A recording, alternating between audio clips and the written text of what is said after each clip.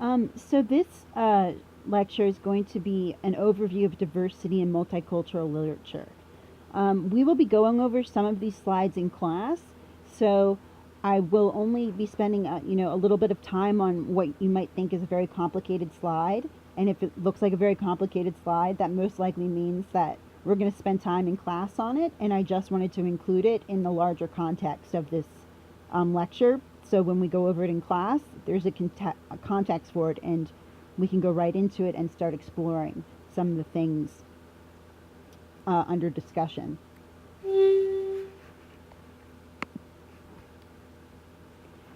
So if you watched A Danger of a Single Story, which was on the TED Talk that was assigned, she went into how our impressions of others are formed in a way, and how she wanted to be a writer, and all the books she was exposed to only had, people drinking Pepsi and people of people who were Caucasian, and so for her, that's what writing and story making became. So that was her impression. So how are our first impressions of others formed in general? I'm sure many of you have heard of this analogy before, but just as 90% of an iceberg is out of sight, very little can be determined about a person based on their appearance. Stereotypes are opinions based on their appearance. So stereotypes are opinions based on their appearance, based on surface knowledge of somebody. Because I don't want to just limit it to physical markers. It could be other things as well. So labels help us to identify, knowing the contents of a can without looking inside. Labels of people. How are labels used to describe people? How often does that occur? So what are the beliefs that group members possess? Some characteristics. Negative or positive evaluation. How people are labeled in order to, categorize things. We naturally want things to fall into a particular order to have things make sense.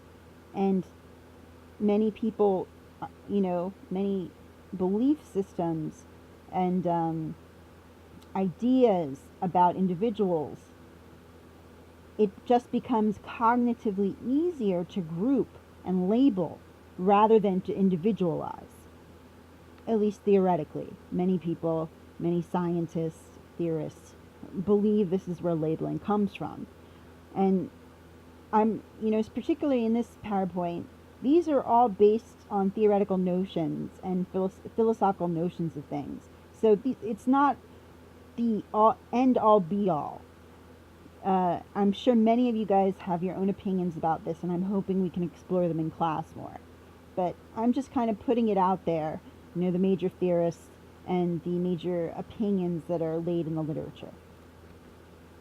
Forming perceptions. Through our life, experiences teach us about our place in a group or society. We tend to be raised in groups of people just like us, gravitate to similar people, be uncomfortable with differences. Now, if you live in upper Minnesota for your whole life and you're surrounded by Caucasian people your whole life, and then suddenly you go to UMN and you're surrounded by diverse individuals, some people, they might be, a little standoffish because they're just not used to interacting with people of diversity or people from different groups. They're more comfortable because they've been raised in a particular group, communicating with that group. You can kind of think of this in terms of, I often say in high school or even before that, you can see how people would sit in groups, in cliques, during lunchtime. And why would that happen? Why would the jocks sit together? Or why would the cheerleaders sit together? Or why would the, quote unquote geeks, kind of sit together, and the artsy people sit together? A wonderful kind of parody of this is the movie Clueless, when she goes around and starts telling the new girl who all the cliques are, that these are the jocks and these are the skateboarders, and why all these people group themselves rather than flow between one another. And this isn't this isn't trying to capture everyone. This is more of a sociological way of looking at things. Of course, there will always be an aberration. There will always be that person that can flock from one table to the next. But the majority of the time, people get comfortable in sitting in particular groups during lunchtime, and that's where they would sit for whatever reason, because there's something they have in common with the other people that are sitting at that table. Forming perception. We mistakenly believe all people like us on the surface are similar in all other ways. All people who are unlike us on the surface are different in all other ways. We view others through lens of group stereotype. And a good example of this is, again, if we go back to the story I was telling before, someone might believe that they have more in common with someone who looks like them, Caucasian-wise, because that's who they sat with during lunchtime in their high school, than someone of a minority, a marginalized group, until they start a dialogue and realizing, oh, you watch that TV show? Oh, you like those books? Oh, you also like to run and you also like to dance? Oh, I have far more in common with this person of a marginalized group than I do with the Caucasian person who's a couch potato and doesn't do anything all day long. But, so when you individualize, you start to see that your likenesses with the quote-unquote other actually make you more similar than the person that you just happen to have similar physical markers of or similar affiliation with. So stereotypes, definition, summary impression of a group of people in which a person believes that all members of the group share the same, often inferior or offensive characteristics. Distortions created by stereotype, accentuation of group differences, good or bad, production of selective perception, underestimation of within-group distances, untrue generalizations, unflattering generalizations, or truthful generalizations about a group which are untrue of any given member of a group. Stereotypes are the foundation of prejudice and discrimination, which presents itself in every day in many following ways: racism, sexism, heterosexism, ethnocentrism, and classism. Ethnocentrism, if you guys aren't familiar, is the belief that your culture is superior to all other people's culture. It's an anthropological term that, often, especially during the time of imperialism, that Western culture, first world culture, is superior to that of third world culture. And during imperialism, that's the reason why colonies happened. But today, we have to think about, be culturally sensitive to acknowledging and legitimizing cultures as being not inferior, just different. They're different and have different cultural rules and different cultural models and different ways of living, and not to make a judgment on that. So here we go again. So homophobia, ethnocentrism, classism, anti-Semitism, sexism, racism. So classism, believing people of different classes possess certain traits. There was a study that was done by Riley in the 80s that children from low poverty households would always be stunted in their linguistic development. At the time the study was done, actually to try to dispel myths of racism and saying it's not about race, it's about class. It's about, where you are socially in the socially stratified world. Well, it didn't actually, all it did was take one prejudice and take it to another, which was, you can base someone's intelligence based on how much money their parents make. Or how, or what kind of poverty level they're at. Anti-Semitism, of course, again, Semitism. Semitic actually means a person from the Middle East. But in America, anti-Semitism specifically is referring to people of Jewish descent. And of Jewish descent, it's meaning Jewish descent as a heritage, not as a religion, but as a heritage. It's different because there's also anti-Judaism. Something not listed here is Islamophobia. Now, Islamophobia, again, you have to make the difference. There's a difference between being anti-Muslim and having Islamophobia and being anti-Arab. Islamophobia is being, having, prejudice against people that follow the Islamic faith. That could be anyone of any race. Someone who's prejudiced against people of Arab descent is that they're prejudiced against the ethnicity of being Arab or being from certain parts of the Middle East. So it gets really complicated when you get into the mixture of religion and ethnicity and race. So just keep that in mind. So stereotypes, a fixed general image, characteristic, etc. that a lot of people believe to represent a particular type, person, or thing. An image or idea that has become fixed by reputation or acceptance to the point of cliché. Image can be either visual or metaphorical, the actual physical appearance or impression being suggested. Stereotyping, when someone claims that members of another culture all share the same, often inferior or offensive characteristics. And I have some pictures up here, and we'll actually look at them in class.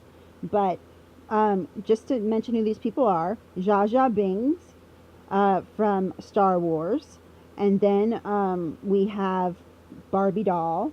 We have a picture of from a graphic novel of someone from Taiwan, and then we have Speedy Gonzalez. And all of these have been accused of being stereotypical and offensive. And just take a second and kind of look at them and try to, figure out why would someone take these as offensive or stereotypical. Here's another group of pictures from things you might be familiar with that people have found offensive, stereotypical, essentializing.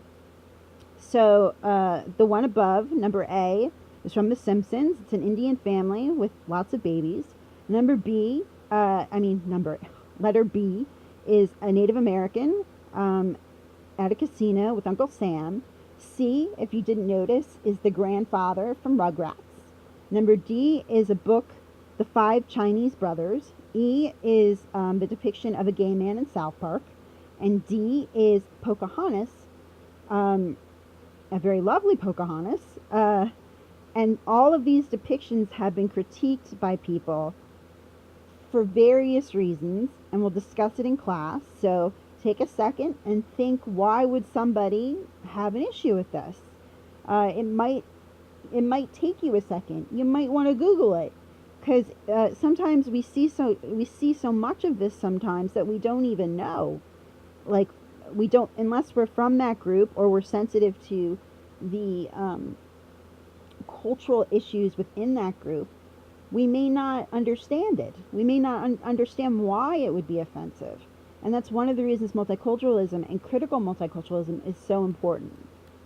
So here we have some more pictures, and we're going to get into depth about this. But I actually hadn't really thought about this till it was brought to my attention by a fellow colleague of mine. But Mrs. Butterworth and Aunt Jemima are definitely stereotypes. And if anybody's watched the movie The Help, or really tried to think about, an African American character being depicted as serving a Caucasian family, what that could connote to many people and where that stems from, it's something that we have to deconstruct, because it's still around today. And if you look at picture A, it's actually a poster from a minstrel show, which we'll learn more about. So, one of my colleagues told me that during one of the practicums that she was teaching, a student brought Little Black Sambo to do partner book buddies with. No, never use this book. This is a very racist book. And we will explore why this is a very racist book. But it's racist for the same reason Tintin in the Congo is racist. And in the corner there's Dennis the Menace. And he's saying, they're having a race issue, and one of the little boys is dressed in blackface, which is it's taking something from the past, which was the minstrel shows that were happening in the 20s and the 30s, and making a comment about society today. So we will talk about this more. I just wanted to bring it up so you guys are prepared to kind of dig into this. So these are stereotypes. Most stereotypes are lived out, sometimes involuntary, by a small segment of who they are made to offend. Here are a few examples of stereotypes. That all Jews are greedy. That all blacks are lazy, on welfare, and don't believe in marriage before childbearing. That all Asians are good at math. That all Arabs are angry people that like to blow stuff up. All blacks crave chicken and watermelon. All blacks are hostile and will quickly bust a cap. That all Mexicans like to drive around 15, 17 deep in a small-ass car. That all white people are racist. That all Asians like to eat rice and drive slow. That all Irish people are drunks and eat potatoes. So the thing is, stereotypes is something that you put upon a group. And unfortunately, the way it happens is so that all Jews are greedy. A good example of this is all the press that was around Madoff. And this happened a couple of years ago, and Madoff was a guy that was in charge of a fund.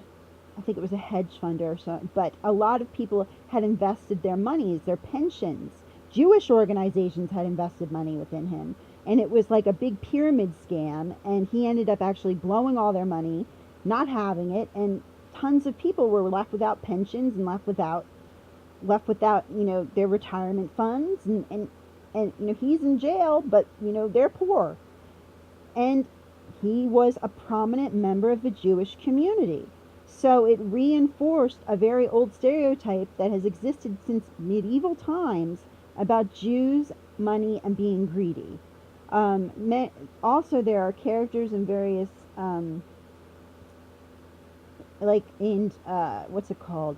It's not The Simpsons, but it's something else, where there's a character that will pick up, he has red hair. Oh, it's annoying me. Anyway, he has red hair, and he's a cartoon character, and whenever he sees, a penny on the ground, he'll pick it up. And something funny will happen, like, I don't know, like he'll miss a car hitting him or something. But, and he has a thick kind of what you might consider a New York Ashkenazi accent. So, that's, and for little kids, that goes right by them. They don't really understand it, and many adults might not understand it, but, the Jewish people watching it certainly understand it. And whether or not that show is produced by, someone who is of Jewish descent, this gets into identity politics, but often, if it is, it's okay, because they're laughing at themselves. If it's not, then it becomes an issue. And we'll talk more about that. So problems. Problems related to the use of stereotypes often leads to misunderstanding, hurt feelings, reasons behind the problems. Representation of groups are either untrue generalizations, unflattering generalizations, or truthful generalizations about a group which are untrue or any given member of a group. So something to remember is, along with stereotypes, there's essentialization. And essentialization is actually when you take something that's good and then you just superimpose it upon a whole group. Like all Asians are good at math, which is untrue. I have one of my good friends is of Hmong descent, and when she first came here, she noticed that all the kids around her would try to sit near her when they would do math and science projects, and she would always say to them, "I'm not good at math. You might want to sit elsewhere." So it's essentializing. It's saying this trait, even though it might be a good trait, is true about every member of this particular race or ethnicity. And ultimately, it can end up being a hurtful thing because it can be a constant reminder that, oh, I don't have this trait. Or, again, you're generalizing, a huge population as having these characteristics, which can be offensive. So finally, we get to culturally diverse literature. What does diversity include? Well, this is really dependent on who you ask. But according to our book, and according to many theorists, race and ethnicity, multi-ethnicity, international books, gender, sexual preference, exceptionalities, all these influence an individual's behavior, self-perception, judgment of others, and interpersonal relationships. Differences exist within all ethnic cultural groups and within the people that make up all those groups. All good books consider values, attitudes, customs, beliefs, ethics. What is unique to an individual culture and universal to all cultures. So what does multicultural mean? Well, Lee Galda, who is the author of your book, makes the difference between culturally diverse literature and multicultural being the biggest difference is culturally diverse literature includes international or global literature, when multicultural is really focusing more on just the United States. So that's how she makes the difference. But many people use them interchangeably. But again, we hear race, ethnicity, class, exceptionalities. Now, exceptionalities means things like,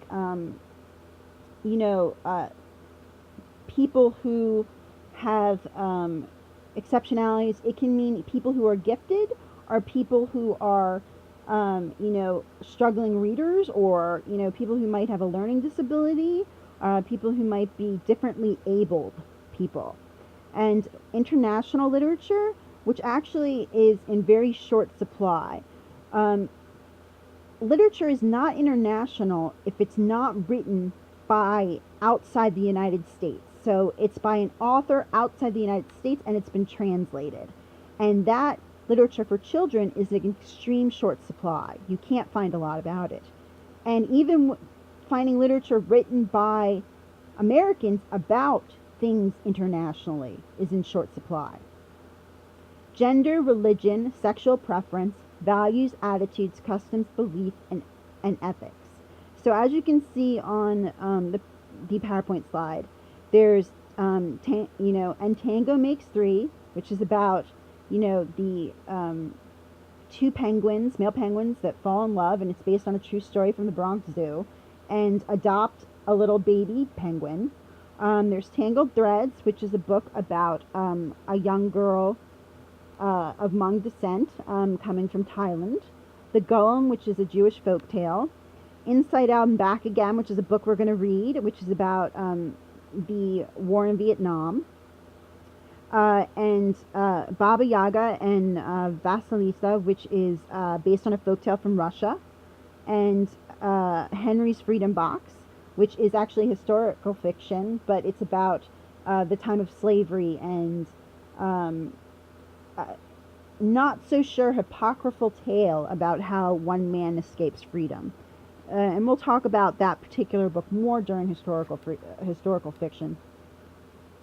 So what is multicultural literature? All literature is cultural, in that books are culturally situated. In practice, only a subset of this literature is labeled multicultural, refers to people from groups that have been marginalized in society or are from parallel cultures. So culture has a very broad definition. So when someone says multicultural literature, to be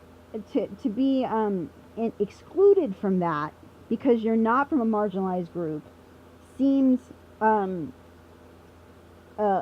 ironic in a way, that everybody should be represented. But the reason that there was a multicultural movement is due to the fact there was a lack of representation of marginalized groups, or what people would call parallel cultures. And the reason they become parallel cultures is because they're becoming, the group might not be a minority anymore. If we're in California, and if it's books about, Hispanic culture or Mexican culture, they might not be a minority in the particular school system that you're teaching, or where you're located. So it's a parallel culture to that of dominant culture or American culture. And that's why it's called parallel culture.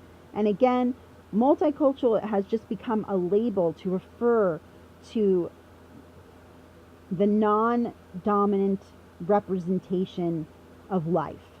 So it can become, it becomes a term of argument sometimes.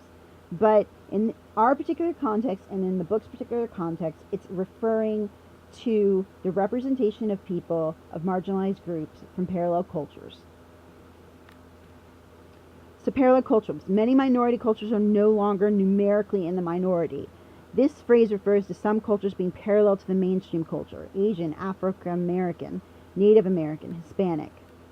Why is good multicultural literature important? It illuminates the similarities and differences in people around the world and thus educates readers about our unique situations and common humanity. Cultural diverse literature underscores universal themes such as fear, grief, injustice, family relationships, and peer relationships. So while there's a point that multicultural literature is important, so it provides mirrors for children of marginalized, that have been marginalized in representation, it also helps underscore the universal humanity of individuals from different groups and the unity. Why is multicultural literature important? If children see themselves reflected in literature, they receive the message that they are not important to society. If children never see other cultures in books, they get the message that people with differing worldviews are not valuable. And we've touched on this before, but it's again that mirror legitimizes identity, and legitimizing identity having to do with what they're reading, what they're, required to read, isn't always going to be someone else, but they'll see something of themselves in there. And this can work in a majority of ways. In picture books, it's somebody of the same race or the same color. If we're talking about novels, it might be somebody of the same religious belief system. So we do need to think beyond just physical markers. We're not just limiting this to, there's an African American character in here, so my African American students are going to definitely identify with him. No, it's far more complicated than that. But the idea is that in matching a book with an individual student, that they will make a connection due to some reflection of themselves in that book, which can be based on a variety of characteristics, including race, ethnicity, faith, values, coming of age. The list goes on. Why is culturally diverse literature important? Over 5,000 books for children are published in the U.S. each year. Less than 3% of books published in the U.S. are by or about other cultures. Less than 1% of books published in the U.S. have been translated. So less than 3% are about cultures other than American cultures, and less than 1% have been translated, are of international literature written by writers from different countries and translated for American children to read. Why is good culturally diverse literature important? So these are old statistics. In the book, the statistics have actually been updated, so you should pay attention to those, but they haven't changed much. In 2007-2008, over 44% of all elementary and secondary public school students were of a race ethnicity other than white. In 2009, 83% of the NEA's teachers were white. As of 2004, 75% of all K-12 teachers are female. 90% of elementary teachers are female. So, in terms of what we mean by white, it's how people identify.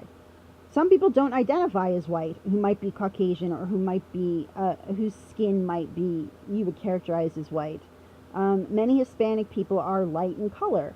Many people of color are light. So we have to be careful when we use the word white, because in reality, whiteness is a construct. And we'll talk about that more in class. But everybody comes from somewhere. They have some sort of heritage. Unless they're Native American, they didn't come from America. So everybody is different in that particular way. So there's been a lot of literature actually written about how race and whiteness is culturally constructed, and that's something that we can talk about. It's complicated, and people take well, devote their entire lives to a particular subject called critical whiteness, which really actually deconstructs what being white or what identifying as white means. Multicultural literature builds bridges. Cultural diversity is strength for building powerful learning contexts, not a problem to be solved. Difference, not sameness, makes a classroom strong society. Affirms identity. We have a whole generation growing up without ever seeing themselves in print. What does it mean if you don't see yourself in books? There is a strong connection between images and identity. Expands horizons. In schools often segregated by lines of color and class, literature may present one of a few opportunities for all students to encounter people of different racial, ethnic, and socioeconomic groups. So it becomes a point of cross-cultural dialogue. So why is good multicultural literature important? Just to review, contributes to cultural understanding in a positive way, explores cultural differences in an accurate and sensitive manner, promotes and or develop an appreciation for diversity, shows diversity within culture as well as across culture, changes the way students look at the world by offering varying perspective, gives rise to critical inquiry, provides enjoyment and illuminates human experience. Concerns with multicultural literature. So some of the things to look at, and in the packet that was given to you this week, it actually has two handouts where that can be used to actually some of the bullet points that are used to judge multicultural literature. But literary and visual artistry, visual and verbal stereotyping, authenticity and accuracy, perspective and worldview, potential to promote critical discussion. So literary and visually artistry. How are the characters depicted? What are they depicted doing? Is it done in a patronizing manner? Verbal stereotyping. And this is difficult sometimes because sometimes an author will authentically be trying to replicate vernacular, but are they doing that to present it authentically, to praise it, to what kind of light are they doing it? To legitimize it or to make it condescending? And sometimes it's not even done on purpose. So these are all points of discussion. How can we assess authenticity and accuracy? Cultural authenticity in a book is an extremely complex thing to really explain, because some people don't even think that cultural authenticity exists or accuracy.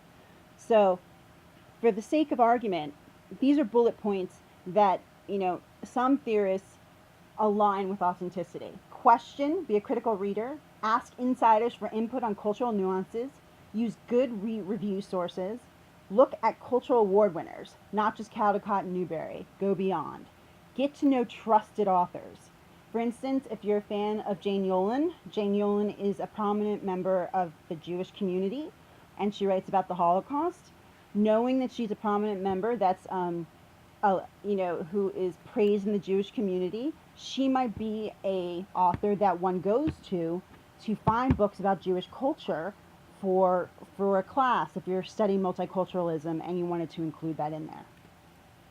Cultural authenticity, evaluating cultural authenticity, again, can be very difficult. Scholars often can't even agree on what cultural authenticity means and or argue over how it should be properly applied. Often distinctions between insider and outsider authors are often used, which we'll discuss a little bit more.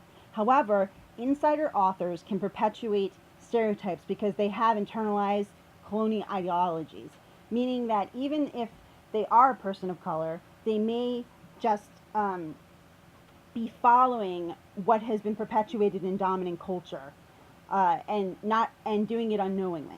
Therefore, the distinctions between insider and outsider authors can't be the only criteria for evaluation or cultural authenticity. Things to consider. Did the author perform through thorough research about the culture? Was the author careful to research and acknowledge the help of insiders? Insider author is of a culture being written about.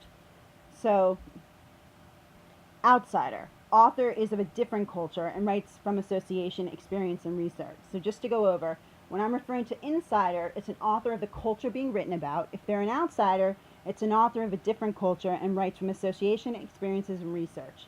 Often in picture books, you'll actually see that one might be an insider, illustrator might be an insider, while the author's an outsider.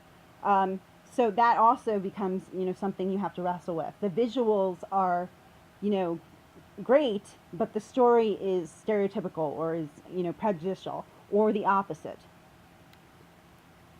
So it is actually, a big point of contention in multicultural literature scholars, dialogue about outsider versus insider. Is it possible for a culture to be authentically represented by an outsider? Although authors are insiders, they may write culturally inauthentic books and can represent only a part of their own cultures or colonial ideologies, something that they inadvertently internalize. Therefore, the distinction between insiders and outsiders of a specific cultural group cannot be only criteria for evaluating cultural authenticity. That's an argument. Insider authors can perpetuate stereotypes because they have internalized colonial ideologies. Therefore, the distinctions between insider and outsider authors, it needs to go beyond. It needs to go beyond the insider-outsider debate. Again, still though, there are nuances that an insider might be able to capture that an outsider would not. Going back to Jane Yolen, since some of us are going to read The Devil's Arithmetic, she often puts Yiddish in the book. Yiddish is a very specialized language, a dying language that has hung on by a string. And she's not fluent, Jane Yolen's not fluent in it, but she grew up hearing it, so it just made its way into the book. And it made the vernacular of the book read more authentically. Could someone of non-Ashkenazi or non-Jewish descent have done that? Of course they could. They would have had to done a lot of research and possibly studied Yiddish to know which words would make more sense in Yiddish. But it's something that she had because she grew up in that culture. The same thing for Pam Munoz Ryan, who wrote Esperanza Rising, who includes a lot of Spanish in her book, and actually uses Spanish in a very unique way. And it's actually it's something, if you're interested in working with children of ESL or children of that their heritage language is Spanish, is a book that you should really look at, because it uses Spanish and intermingled with English in a way where it can be truly understood. And it uses entire phrases, while Jane Yolen, will use words, or a tiny phrase. But there's a lot of Spanish in Esperanza Rising. So, and it's not just that; it's about the nuances of knowing the various cultural practices. We've read Tangled Threads in this class before, which is about a Hmong girl's journey from a refugee camp in Thailand to America. And some of the feedback I've gotten from my Hmong colleagues are, it's as authentic as it could be from an outsider's point of view. That they didn't necessarily capture the refugee camp completely correctly, to their knowledge or to their memory, and that some of the cultural practices that are spoken about aren't necessarily described in the right way. So there are things that can be off, that somebody that isn't an insider, it's just, you can do so much research, and you might not have been brought up in a way that these things offhand. And that's why a lot of the time, an outsider will use a cultural broker or an insider to help them make sure they capture all the nuances in that book. But again, it is a point of contention. It is something that people talk about a lot, whether an insider, outsider, it's identity politics. Who is the right to write the story of peoples, or to, say something about a certain group of people? So evaluating multicultural literature. Again, do the author and illustrator present insider perspectives? Which cultural group is being represented? Whose understanding is being presented? Is the culture portrayed multidimensional? Are cultural details authentic, accurate, naturally integrated? Is the language used authentic? Does the author use dialect respectfully? Does the work promote stereotypes and or promote essentialization?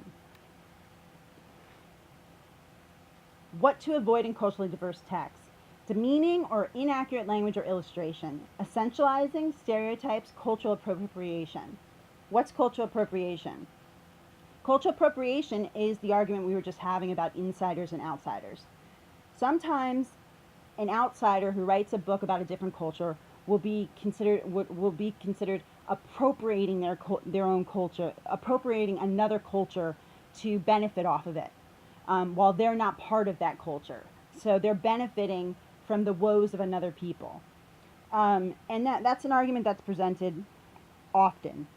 But at the same time, when there's a marginalization of a certain group being presented in literature, the argument can be, I might not be of that culture, but I did everything I could to present them in a good light, to make sure that they were represented, because there's a lack of representation of this particular group. And it's their job as an author to do that research, to find the insider, to get the nuances. So you look at, was the author careful to research and acknowledge the help of insiders? Who gets published? What is the publisher's responsibility? And then we start talking about the whole idea of the publishing world, which is complicated and something we can briefly speak about. But yeah, publishers often are the ones that seek out the authors to write certain books. And it often is up to them whether that's going to be an insider or whether that's going to be an outsider. So one way to identify quality multicultural books is to go by awards. So Children's Africana Book Awards, presented to authors and illustrators of the best children's books about Africa. The Jane Addams Children's Books Award, presented annually by the Women International League for Peace and Freedom and the Jane Addams Peace Association to children's book, and most effectively promotes the cause of peace, social justice, and world community. The Coretta Scott King Award, presented annually for the most outstanding book by an African American author and by an African American illustrator. Multicultural Book Awards. The Perel Belpré Award.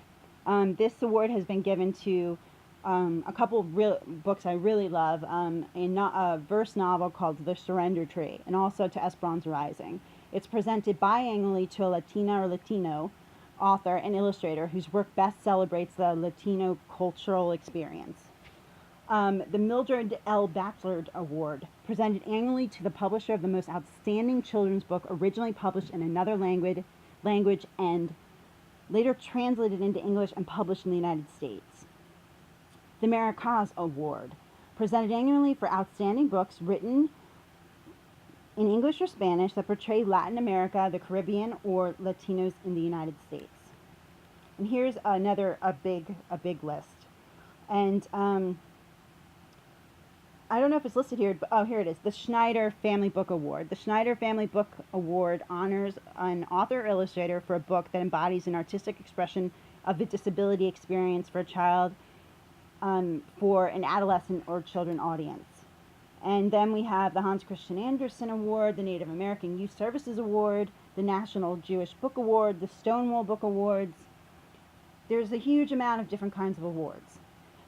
Now, I want to say that you can always depend on these awards.